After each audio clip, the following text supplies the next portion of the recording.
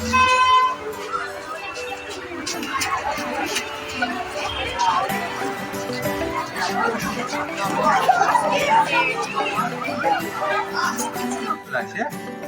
দেখে নিতে হবে। এটা 46 সাল, তার মধ্যে আবার আগে কিছু 27, 26। আমি বলবো আমি 10 জন করে মেয়ে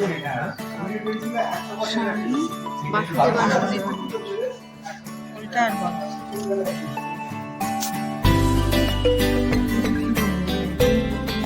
ভিজিটার্স বুক 1 আর 2। এটা কি ভিজিটার্সের মতামত লিখে গেছে।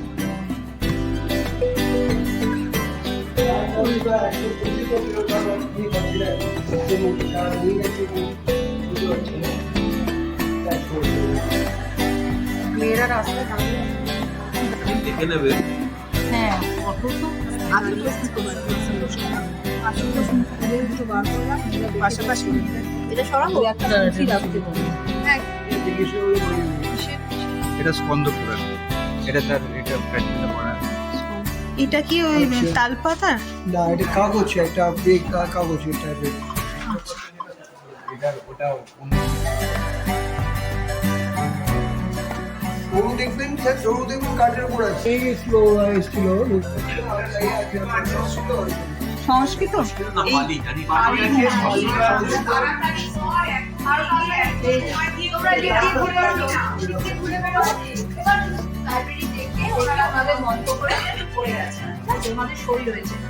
এটা 3 ধরনের পুঁথি, তোমরা জানো ছাপাখানা আবিষ্কারের আগে পুঁথির আকারে লেখা হতো এবং ওই দোয়াত কলমে যেটা লেখা হতো। তো এটা হচ্ছে তালপাতা, এগুলো কাগজের তখনকার দিনে। আর এইটাতে দেখো একটা আবার ওপর থেকে কাঠের একটা বাইন্ডিং করা আছে আর কি, মানে কাগজটার ভেতরে আছে, ওপর থেকে বাইন্ডিং করা আছে। 3 ধরনের পুঁথি, এগুলো মূলত সংস্কৃততেই। তো এটা ওই প্রাচীন গ্রন্থের নিদর্শন। এবং তোমাদের ডান দিকে পিছন দিকে যারা দাঁড়িয়ে আছো দেখো, মানে কালির মধ্যে দোয়াত কালি দিয়ে, যেটা হচ্ছে প্রথম দিকে গাছের পাতা বা বিভিন্ন জায়গায় একদম প্রাচীনকালে লেখা হতো এবং সেটাকে শুকনো হতো। পরে কাগজ এসেছে, ওই কাগজ কিন্তু আজকের কাগজ নয়, এই ধরনের কাগজ হয়তো আমরা এখন পাবো না, সেই সময়কার কাগজ। এবং তারপর যখন ছাপাখানা আবিষ্কার হয়েছে তখন কাগজের উপর ছাপার কালিতে লেখা, মানে ছাপানো হয়েছে। সেটা হওয়ার আগের জিনিস।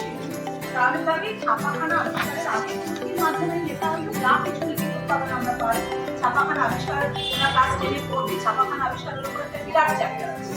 সেইখানে ঠিক আছে, এবার একটু লাইন করে বেরিয়ে যাও, দেখতে দেখতে লাইন করে বেরিয়ে যাও। ঘুরে চলে আসো।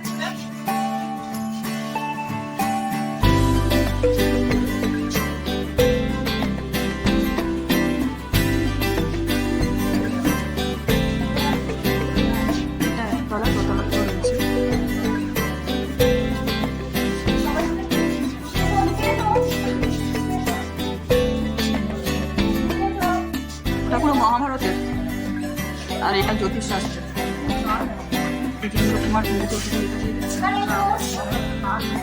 লেখা নেই।